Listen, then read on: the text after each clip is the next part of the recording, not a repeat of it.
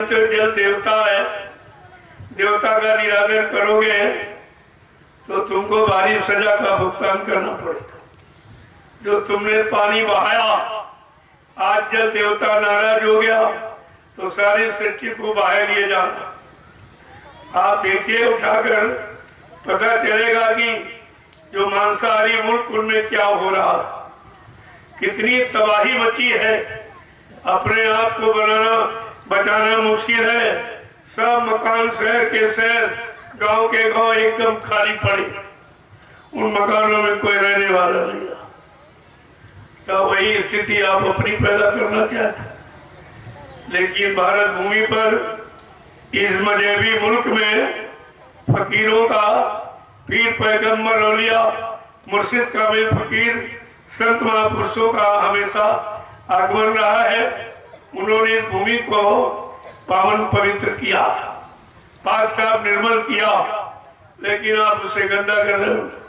कितनी बार आपसे प्रार्थना की गई कि धरती माँ है, इसी पर हम आप पैदा हुए हो और पढ़ रहे हो और इसी पर जीवन निकालोगे और तुम्हारी सुख सुविधा ये पूरी व्यवस्था कर रही है, खाने की, पीने की, हर वस्तु की। तो धरती माँ पर कोई ऐसा अनैतिक कार्य मत करो। अगर ये धरती माँ नाराज हो गई और कहीं से लेकर करवट ले ली तो ये सब रसातल में चला जाएगा, तुम्हारे पास कुछ नहीं बचेगा।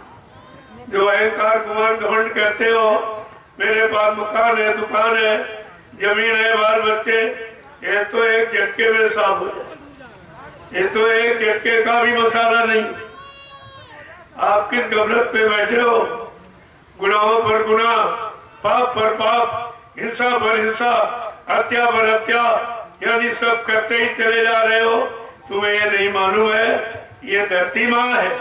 इसी धरती माँ पर संत महात्मा फकीर पैदा हुए और तारी शक्तियां, जिनको भगवान का, खुदा घाट का, सदगुरु का, सब इसी भूमि पर आए हैं। तो कम से कम भूमि की तो रक्षा सम्मान करें आप। वो भी सब बोल गया, सब जिसकी जो इच्छा में आ रहा वो कर रहा है। आप भी कर्मों पर विचार नहीं करते हो। कौन कर्म हमारे करने से हमको कौन सजा मिलेगी, ये कर्म हमको कौन सी सजा देंगे, आपने कभी सुना माना है? और फकीर महात्मा उन्हीं कर्मों की बात बताने आए हैं कि आपको कैसे कर्म करना है, कैसे नहीं करना है। ऐसे नाकिस कर्म मत करो जिससे खुदा नाराज हो जाए और आपको कोई सजा दे दे। कल मैंने आपको बताया था, खुदा की नाराजगी हमारे गंदे कर्मों के कारण है।